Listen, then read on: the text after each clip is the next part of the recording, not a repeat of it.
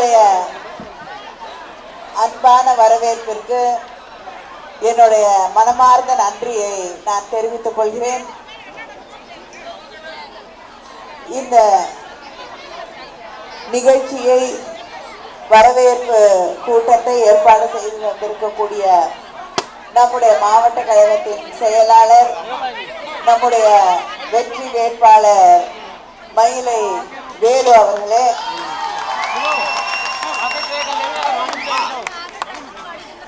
பகுதி கழக செயலாளர்கள் நந்தனம் மதி அவர்களே, முரளி அவர்களே, தலைமை செயற்குழு உறுப்பினர் வில்லவன் அவர்களே, மாவட்ட கழக துணை செயலாளர்கள் மலர் அவர்களே, நந்தனம் வேதா அவர்களே, மாவட்ட பொருளாளர் அன்பழகன் அவர்களே, GR ராஜேந்திரன் அவர்களே, RLV அசோக்குமார் அவர்களே, பாக்கியதாஸ் அவர்களே, அகல்யா விஸ்வநாதன் அவர்களே, முருகையன் அவர்களே,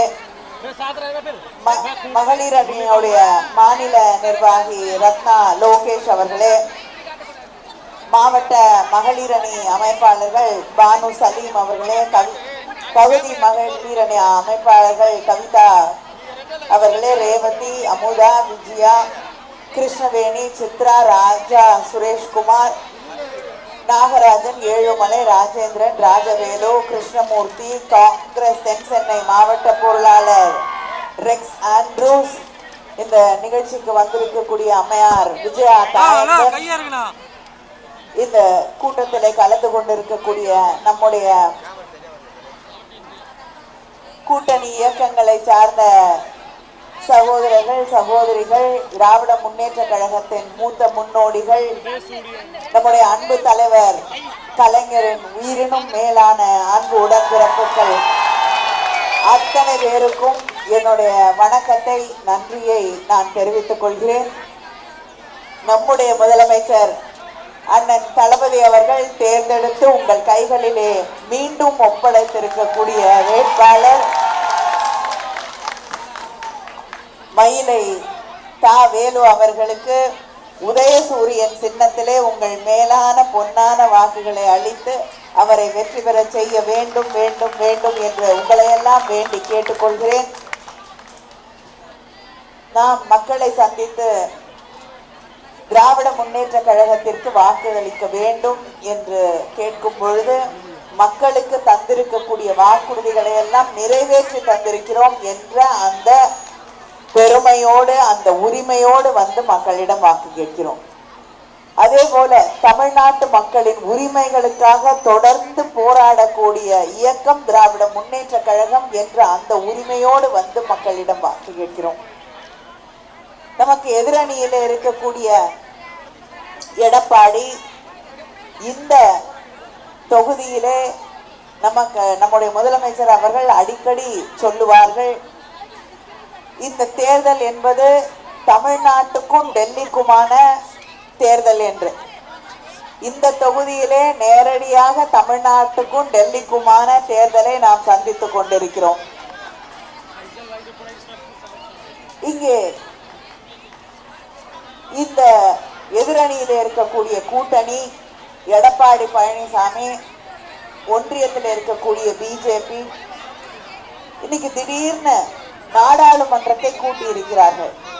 நாடாளுமன்ற கூட்டத்தொடர் முடிஞ்சிருச்சு. முடிஞ்ச பிறகு 3 நாள் கூட்டத்தொடரை கூட்டி மகளிருக்காக மசோதாவை நாங்கள் கொண்டு வர போகிறோம், 33% மகளிர் மசோதாவை கொண்டு வர போகிறோம் என்று அவர்கள் தெரிவித்திருக்கிறார்கள். மகளிர் மசோதா கொண்டு வரப்பட வேண்டும் என்பதுதான் தலைவர் கலைஞர் அவர்கள் காலம் தொட்டு நாம் கேட்டு வரக்கூடிய வைக்கக்கூடிய கோரிக்கை. அதுக்காக தான் போராடி இருக்கிறோம். டெல்லியில கூட ஒரு மிகப்பெரிய பேரணி மகளிர் மசோதாவை கொண்டு வர வேண்டும் என்று நடத்தி இருக்கிறோம் மகளிர் அணியோட சார்பில். ஆனா இன்று அவர்கள் மகளிர் மசோதா கொண்டு வரங்கிற போர்வையில அந்த மசோதாவை முன்வைத்து தொடர்ந்து நம்முடைய தலைவர் அண்ணன் தளபதி அவர்கள் எதை எதிர்த்து கொண்டிருக்கிறாரோ அதை செய்ய அவர்கள் முயற்சி செய்து கொண்டிருக்கிறார்கள். தொகுதி மறுசீரமைப்பு அப்படிங்கிற பேர்ல நம்முடைய தமிழ்நாடு, கேரளா, ஆந்திரா, மகாராஷ்டிரம், பஞ்சாப் போன்ற மாநிலங்கள்ல எல்லாம் நம்மளுடைய மக்கள் தொகையை குறைத்திருக்கிறோம். முக்கியமா தமிழ்நாட்டில் நம்முடைய சுகாதாரத்துறையிலே பல முன்னெடுப்புகளை எடுத்து மக்களுக்கு தங்களுடைய ஆரோக்கியத்தை பற்றி அக்கறை இருக்கிறது. அது மட்டும் இல்ல, வேலை வாய்ப்புகள் உருவாகி இருக்கிறது. கல்வி, உயர்கல்விக்கு போகக்கூடிய ஆண்களும் பெண்களும் தமிழ்நாட்டில் தான் அதிகம்.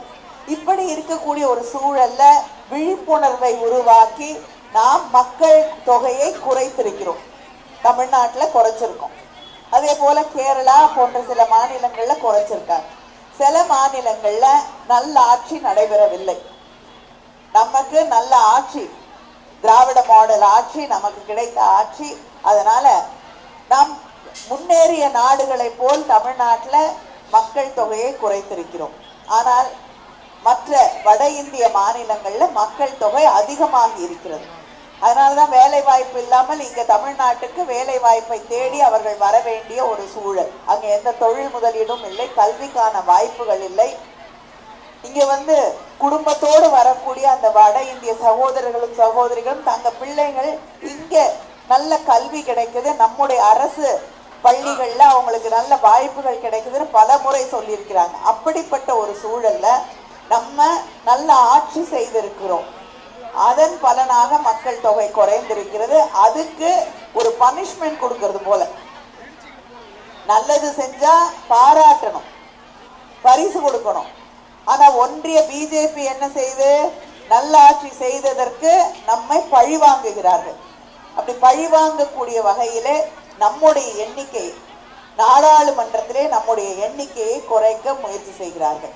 ஒண்ணு எண்ணிக்கையை குறைப்பாங்க, இல்லைன்னா வட இந்தியாவில் இருக்கக்கூடிய மற்ற மாநிலங்கள்ல இருக்கக்கூடிய அவங்களுக்கு ஓட்டு போடக்கூடிய மாநிலங்கள்ல இருக்கக்கூடிய எம்பிக்களுடைய எண்ணிக்கையை அதிகம் பண்ணிட்டு நம்முடைய எண்ணிக்கையை பேருக்கென்று அதிகம் செய்துவிட்டு நாளைக்கு நாடாளுமன்றத்துல நம்ம ஒரு கருத்தை எடுத்து சொன்னோம்னா அவர்களை எதிர்த்து வாக்களித்தால் நம்முடைய வாக்குகள் போதாது. அதை எதிர்ப்பதற்கு எந்த ஒரு மசோதாவையும் அவங்க நமக்கு எதிராக கொண்டு வரக்கூடிய, தமிழ்நாட்டுக்கு, தமிழ் மக்களுக்கு, சிறுபான்மை மக்களுக்கு எதிராக கொண்டு வரக்கூடிய எதையும் நாம் தடுத்து நிறுத்த முடியாது.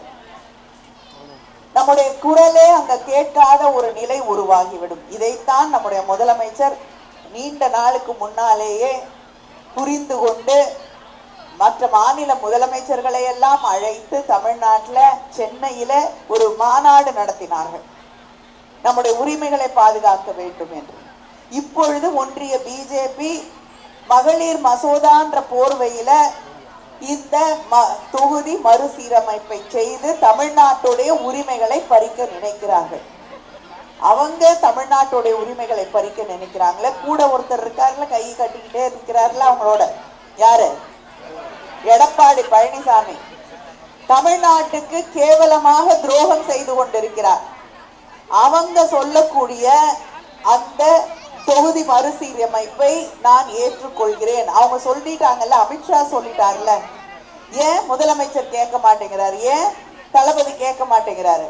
ஏன் அரசியல் தேர்தல் நேரத்துல இதை பத்தி எல்லாம் பேசுறாரு? நம்முடைய முதலமைச்சர் தெளிவாக சொல்லி இருக்கிறார், இது தேர்தல் நேரம் என்றாலும் அதை பற்றி நாங்கள் கவலைப்பட போவதில்லை.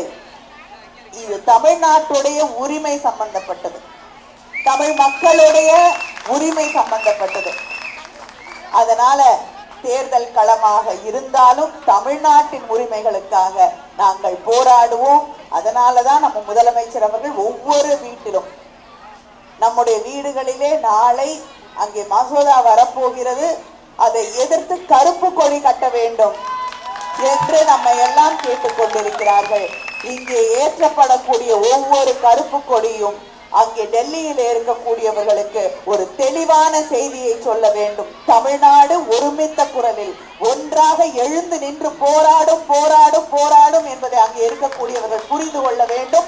இங்கே தமிழ்நாட்டுக்கு துரோகம் செய்து கொண்டிருக்க எடப்பாடி போன்றவர்களை எல்லாம் இங்கே இருந்து உங்களுக்கு தமிழ்நாட்டில் இடமில்லை இடமில்லை என்று சொல்லி அவர்களுக்கு சரியான பாடம் புகட்ட வேண்டிய தேர்தல் இந்த தேர்தல் என்பதை நாம் புரிந்து கொள்ள வேண்டும்.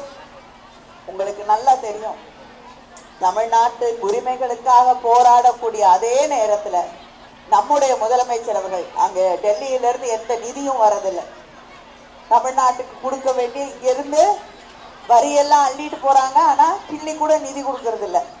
இருந்தாலும் தமிழ்நாட்டை ஒரு முன்மாதிரி மாநிலமாக, முன்னேறிய மாநிலமாக, தொழில் வளர்ச்சியிலே முன்னேறிய முதல் இடத்திலே இருக்கக்கூடிய மாநிலமாக, வேலை வாய்ப்புகளிலே முன்னேறிய மாநிலமாக அதை நம்முடைய முதலமைச்சர் அவர்கள் உருவாக்கி காட்டி இருக்கிறார்கள். மக்களுக்கு கொடுத்த வாக்குறுதிகளை எல்லாம் எந்த நிதி பிரச்சனை வந்தாலும் மக்களுக்கு இந்த சகோதரிகளுக்கு கொடுத்திருக்கக்கூடிய வாக்குறுதிகளை எல்லாம் நிறைவேற்றி தந்திருக்கக்கூடிய முதலமைச்சர் நம்முடைய முதலமைச்சர் அவர்கள்.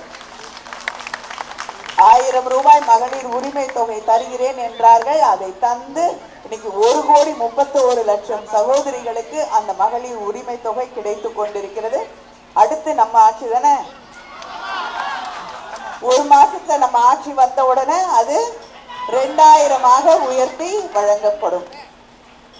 இப்பொழுது நம்ம பிள்ளைங்களுக்கு கிடைத்து கொண்டிருக்கக்கூடிய கல்லூரியில படிக்கக்கூடிய இளைஞர்களுக்கு, இளம்பெண்களுக்கு கிடைத்து கொண்டிருக்கக்கூடிய தமிழ் புதல்வன் புதுமை பெண் என்ற திட்டத்தின் வழியாக 1000 ரூபாய் 1500 உயர்த்தி வழங்கப்படும். காலை உணவு திட்டம் 5வது வகுப்பு வரை தருகிறோம், அதை 8வது வகுப்பு வரை உயர்த்தி வழங்குவோம். படிச்சுட்டு வேலை தேடக்கூடிய இளைஞர்களுக்கு, இளம் பெண்களுக்கு பயிற்சி மட்டும் கொடுக்கறது இல்லை, அதாவது அவங்க வேலை கிடைக்கிறதுக்கு பயிற்சி வழங்கப்படும். அதே நேரத்துல அந்த பயிற்சிக்கு அவர்கள் போகக்கூடிய நேரத்துல அவங்களுக்கு மாதம் 1500 ரூபாய் 6 மாதங்களுக்கு வழங்கப்படும். லேப்டாப்புகள் அடுத்து வரக்கூடிய 5 ஆண்டுகளிலே 35 லட்சம் இளைஞர்களுக்கு, இளம் பெண்களுக்கு லேப்டாப்புகள் வழங்கப்படும். நீங்க ஆவலோடு எதிர்பார்க்கக்கூடிய 8000 ரூபாய் மற்றவங்க கொடுக்கிற காசுக்கும் கேட்குறாங்க, ஏன் 8000 ரூபாய் நேரடியா பேங்க்ல போடலன்னு. நேரடியா பேங்க்ல போடலாம், போட்டா மினிமம் பேலன்ஸ்க்கு மோடி வாங்கிட்டு போயிடுவாரு இல்லையா? என்ன ஆகும்? வீட்டில் இருக்கவங்களே வேற செலவுக்கு அதை எடுத்துருவாங்க. சகோதரிகளுக்கு வேலை சுமையை குறைப்பதற்கு அது பயன்படாது என்று முதலமைச்சர் அண்ணன் தளபதி அவர்கள் அதை நீங்கள் பயன்படுத்த வேண்டும். உங்களுக்கு எந்த பொருள் வேண்டும் என்று நினைக்கிறீர்களோ, எது உங்களுடைய வேலை சுமையை குறைக்குமோ, துணி நிறைய இருக்கு துவைக்க முடியலன்னு நினைச்சீங்கன்னா வாஷிங் மிஷின் வாங்குங்க. மாவு அரைக்கிறது கஷ்டமா இருக்குன்னா கிரைண்டர் வாங்கலாம். அதனால உங்க வீட்டுக்கு பக்கத்துல இருக்கக்கூடிய நீங்க விரும்பக்கூடிய கடையில போய் அந்த 8000 ரூபாய்க்கான கூப்பனை கொடுத்து நீங்கள் விரும்பக்கூடிய பொருளை வாங்குவதற்கு நம்முடைய முதலமைச்சர் அவர்கள் 8000 ரூபாய்க்கான கூப்பனை வழங்க இருக்கிறார்கள். இதையும் தாண்டி உங்களுக்கு நல்லா தெரியும், எத்தனையோ தொழில் முதலீடுகள் தமிழ்நாடு அமைதி பூங்காவாக இருப்பதால் தான் இங்கே வந்து கொண்டிருக்கிறது. எந்தவித மத கலவரங்களும் இல்லை, எந்த பிரச்சனையும் இல்லை அப்படிங்கிற ஒரு சூழல் இருப்பதால் தான் இன்னைக்கு தமிழ்நாட்டுக்கு முதலீடுகள் வந்து கொண்டிருக்கிறது. பல நாடுகள்ல இருக்கக்கூடிய முதலீட்டாளர்கள் தமிழ்நாட்டுக்கு வருவதற்கு காரணம் இதுதான். அதனால இதையெல்லாம் உருவாக்கக்கூடிய, மக்களை தன்னுடைய அரசியலால் பிரிக்கக்கூடிய பாஜகவிற்கோ அவர்களோடு ஒத்து போகக்கூடிய எடப்பாடிக்கோ இங்கே தமிழ்நாட்டிலே துளி அளவு கூட இடம் கிடையாது என்பதை இந்த தேர்தலிலே நாம் நிரூபிக்க வேண்டும். மறவாதீர்கள், உங்களுடைய வேட்பாளர் வேலு அவர்களுக்கு